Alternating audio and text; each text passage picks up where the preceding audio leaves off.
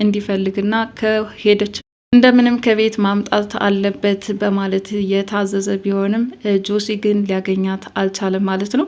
በዚህ ምክንያት እንግዲህ አቶ ግርማ ይይዙት ይጨብጡት ኪሩቤልም ወዲያውኑ ወደ ቤት እየሮጠ በመምጣት አቶ ግርማ ዋጋውን ለመስጠት ያሰበ ይመስላል። ለማንኛውም ግን መክሊት በጠፋችበት መገኘቷ ይህ በጣም ትልቅ ነገር ነው። ወይዘሮ ዝናሽም ቢሆን ሌቱን ቀኑን እንቅልፋታ ስለሷ እያሰበች ነው። ያደራ ልጄ ምን ሆነችብኝ? ይሄ ክፉ ግርማ የተባለ ልጅን ሲያሰቃያት ኑሮ አሁን ደግሞ በሷ ዞረብኝ በማለትም ሳትተኛ ሌሊቱን በሙሉ ቆማ እንዳደረች ተመልክተን ነበረ። የኋላ ኋላ ጸሎቷ ተሰምቶላት እውነትም መክሊት ለመገኘት አስችሏታል። ይህ ለሷ ትልቅ የልብ ረፍትን ሰጥቷታል ማለት ነው ወይዘሮ ዝናሽ።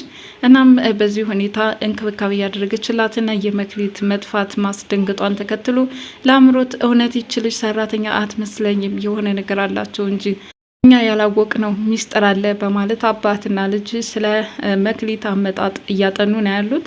ግርማ በዚህ ጉዳይ ደግሞ ይኸው ልጅ ሰራተኛ ብቻ ሳትሆን ከዚች ልጅ ጋር ያለች ትክክለኛውን ታሪክ ልድረስበትና ወዮልሽ ሲል ነበር ይዛተባት። ለማንኛውም እንግዲህ አቶ ግርማ ያው ውርደት በውርደት መሆናቸውን ተከትሎ በተለይ ደግሞ የሰሩትን ወንጀል ኪሩቤል ሲናገር ልጅቷ እኮ በጣም ጀግና ናትና ራሷን ለመከላከል ስትል አንተም ያ ሴሰኛ ባህሪ ተነስቶብህ ግንባርህን ፈንክታ መሸሿ በጣም ነው የማደንቃት በማለትም ለመክሊት አድናቆትን በመስጠት አቶ ግርማን አንቋሾታል ማለት ነው። አቶ ግርማ እንዴት ይሄ ነገር ይታወቅብኛል በማለት ያው ነገሩን ለማደባበስና ጉዳዩን እንዳልፈጸሙት አድርገው ለማስመሰል ቢፈልጉም እሳቸውን ጸባይ ኪሩቤል በደንብ ጠንቅቆ ያውቀዋልና ሊፋታው አልፈልግም።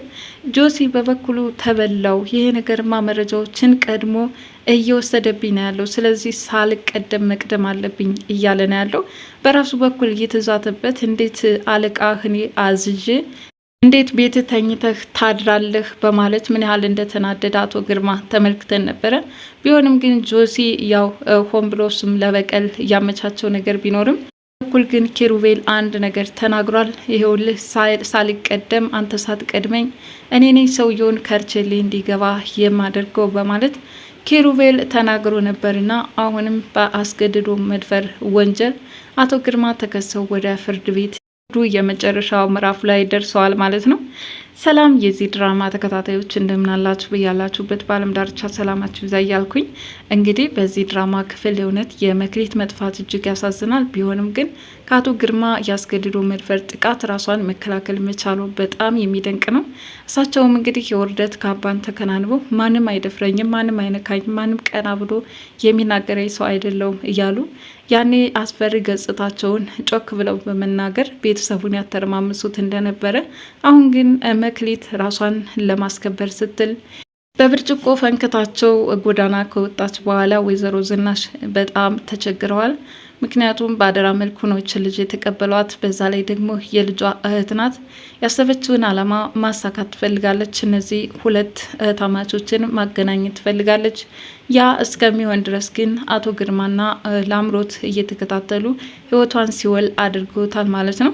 በዚህ ምክንያት ወይዘሮ ዝናሽ ምን ላድርጋት፣ የት ልግባ፣ ስምጥ ልግባ፣ ሸለቆ ፍለጋ በወጡበት አጋጣሚ መክሊትን በቀላሉ ለማግኘት አላስቻላቸውም። ታዲያ ግርማን መጠየቅ አለብኝ፣ ይሄ ነገር ከሱ ጋር የተያዘ ነገር ይኖረዋል በማለትም ቀጥታ ወደ አቶ ግርማ ነበር ያመራው ኪሩቤል በእርግጥም ያደረገው ነገር እጅግ የሚገርምና የሚደንቅ ነገር ነው። ሰውየውን ወደኋላ መፍራት አልፈለገም። በአንተ ምክንያት ነው አይደለ እየተባረረችው ልጅቷ እኮ ያስገድዶ መድፈር ሙከራ ስታደርግባት ከዛም ራሷን ለመከላከል ስትል በብርጭቆ ፈንክታ ወጣች አይደል በማለት ለአቶ ግርማ ይነግረዋል። አቶ ግርማ ይህን የሰማ ጊዜ የሀፍረት ካባ ነው የተከናነቡት። አንተ ልታደርግ ያሰብከውን ነው አይደለ ለእኔ እንደዚህ የምትለኝ፣ የራስን ችግር ነው እኔ ላይ ለመደፍደፍ እየፈለገው በማለትም ሊከራከር ፈለገ። ይሁን እንጂ መክሊት አንድ ነገር ትሁንና አቶ ግርማ ከራስህ አልወርድም፣ እስከዛው ድረስ ግን ነገሩን አጣርቼ ደርሼበታለሁ ወዮልህ ሲል ይዝትበታል። ይሄኔ አቶ ግርማ በጣም ነበር የፈራው። ቀጥታ ለአማችየው ለጆኒ ነበረ እየተደወለለት። ጆኒም እባክህን መክሊትን ፈልገህ አገኘሃት? ቆይ እኔ እየተሰቃየሁ ነው፣ በሀሳብ በጭንቀት ውጥረቱ በዝቶብኝ ሌሊቱ አልነጋልኝ ብሎ አንተ ግን ሀገር ሰላም ብለህ ተኝተሃል በማለት ነበረ ጆኒን እየተናገረው። አባዬ በዚህ ሰዓት የት ሄዳለሁ? ሰዓቱ ሌሊት ነው። እናም መክሊትን ደግሞ ያው ፈልግ ብባልም እስካሁን ላገኛት አልቻልኩም በማለትም ምንም አይነት ወሬ ስለ መክሊት አዲስ መረጃ እንዳልሰማ ይነግረዋል።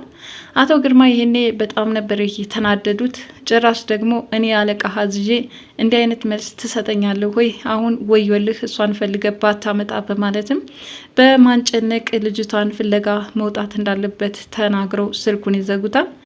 ኪሩቤልም ለአቶ ግርማ ተናግሮ አሁንም ለወይዘሮ ዝናሽ ይኸው አቶ ግርማ እኮ ልጅቷን ሊደፍራት ሲል ነው እንደዛ ራሷን ለመከላከል ብላ በብርጭቆ አናቱን ፈንክታው እየወጣችው በማለት ይነግሯታል። ይህኔ ወይዘሮ ዝናሽ በጣም ነበረ የደነገጠችው ሁሉ አይ ይሄ ሰውዬ በልጄ ሲያደርገው የነበረው በአደራ ልጄ ተደገመ ማለት ነው። ያኔ ትርሲትን ስንት ጊዜ ያስገድዶ መድፈር ሙከራ ሊያደርግባት ሲል እኔም ደርሼበታለሁ በማለት ለኪሩቤል ትነግረዋለች። ኪሩቤል ጭራሽ ደግሞ ትርሲት ላይ አሳየዋለሁ፣ ዋጋውን እሰጠዋለሁ፣ በጣም የሚያስደነግጥና የሚደነዝዝ ነው በማለት ነገሩን ራሱ ሲሰማ እንዴት እንዳንገፈገፈው መቼም ኪሩቤል ፊቱ ሁሉ በጣም ነበረ የተቀያየረው። እናም አቶ ግርማ ወደፊት የሚጠብቃቸው ከባባድ ወንጀሎች ሊያጋልጠው እንደሚችል ተናግሮ አሁንም ፍለጋውን ይቀጥላል ማለት ነው። በእርግጥ መክሊትን ለማግኘት ቀላል አልሆነላቸውም። መክሊት ያው ብዙ ስቃይን እያሳለፈች ነው። ጎዳና ላይ ሆና ውሎና ዳሯን እዛ ላይ አድርጋለች። በረሃብም በውሃ ጥምም ሰውነቷ ተዳክሟል። ግርማ ታዛዥ የሆነው ጆኒ በአንድ በኩል መክሊትን ይፈልጋታል። እንዲሁም መክሊትን ሕይወቷን ለመታደግ ሲል ኪሩቤል ፍለጋውን ቀጥሏል። ቢሆንም የኪሩቤል ፍለጋ ተሳክቶ እጅ ከፈንጅ ሊያገኛት ችሏል ማለት ነው። ወዲያውኑም ለወይዘሮ ዝናሽ ማንም በማይሰማበት ሁኔታ ተናግሮ ያለችበት ቦታ እንድትመጣም ያደርጓታል። እንግዲህ ትርሲትና ኪሩቤል ወደሚያርፉበት ያ የፍቅር ጊዜ ያ እንቁ እዛ በሚያምር ድምጿ የምታንጎራጉርበት እጅግ ውብና ድንቅ በሆነ ስፍራ ነበረ ሶስታቸውም የተገናኙት። ወይዘሮ ዝናሽ ይቅርታ ጠየቀቻት። በጣም ነው ያዘንኩት፣ ባለቤቴ እጅግ አደገኛና ሴሰኛ ሰው ነው፣ አንቺንም ደግሞ እንደዚህ አይነት ያስገድዶ መድፈር ሙከራ አደረገብሽ አይደል በማለትም ለመክሊት ትነግራታለች።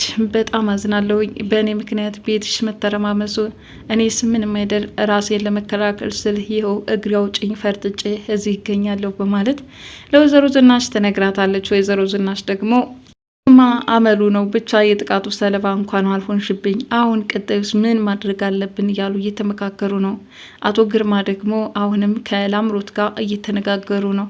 አባዬ እስር ቤት እንዳይገባብኝ ያለች እየተጨነቀች እየተጠበበች ነው ያለችው። አቶ ግርማም ሳይቀድሙኝ መቅደም አለብኝ፣ አሁኑ ካልፈጠንኩ ዋጋ ቢስ ሆናለሁ። እንደዛ ሲጨናነቁና ሲዋለሉ ቆይተው እንግዲህ ኪሩቤል አንድ ያመጣው ሀሳብ አለ። እሱም አቶ ግርማን ከቤቱ እንዲወጣና ተጠያቂ እንዲሆን ማድረግ ነው። መክሊትን ወደ ነበረችበት መመለስ፣ ከዛም አንድ ህብረት ፈጥረው በአንድ ቤት መኖርን እንደወሰነ ለወይዘሮ ዝናሽ ነግሯታል ማለት ነው። መክሊት እንግዲህ ከዛ በፊት አይ እዛ ቤትማ ተመልሼ አልሄድም፣ ከዚህ በኋላ ለሚፈጠረው ችግርን የራሴ ጭራሽ የማይሆን ነገር ነው። እናም እንደዛ እየጠሉኝና እያንቋሸሹኝ ተመልሼ እዛ ቤት ለመኖር ከባድ ነው በማለት ለወይዘሮ ዝናሽ ነግራት ነበረ። ወይዘሮ ዝናሽም የመክሊት ንግግር ብቻ ሳይሆን ሳምባየችው ነባራዊ ሀቅ ይሄማ እንዴት ሊሆን ይችላል? እንዴት አድርጌ ተመልሰሽ ወደዛ ቤት ኑሪ ልበላት? እንዴት አድርጌስ እሷን ህይወቷን ላስቀጥል እያለች እየተጨነቀች ያለችበት ሁኔታ ነበረ። ቢሆንም ግን አሁን ኪሩቤል ያመጣው ሀሳብ አለ። አቶ ግርማ ቤቱን ለቆ እስር ቤት ይገባል፣ አሊያስ ደግሞ እንደተባለው ምንም ተጠያቂነቱ ወንጀለኛ እንደሆነ፣ መክሊትም ከቤት እንደወጣች እዛው እንደተባረረች ትቀራለች። መቼም የሚተዋት አይደለም። ግርማ በህግ ተጠያቂ የሚሆንበትን ነገር ያመቻቻሉ ብዬ አስባለሁኝ። በቀጣይ ክፍል አብረን እስከምንገናኝ ድረስ ትርሲት ድራማ ለዛሬ ያቀርብኩላችሁ ይህንን ይመስል ነበር። መልካም ጊዜ። ባይ ባይ።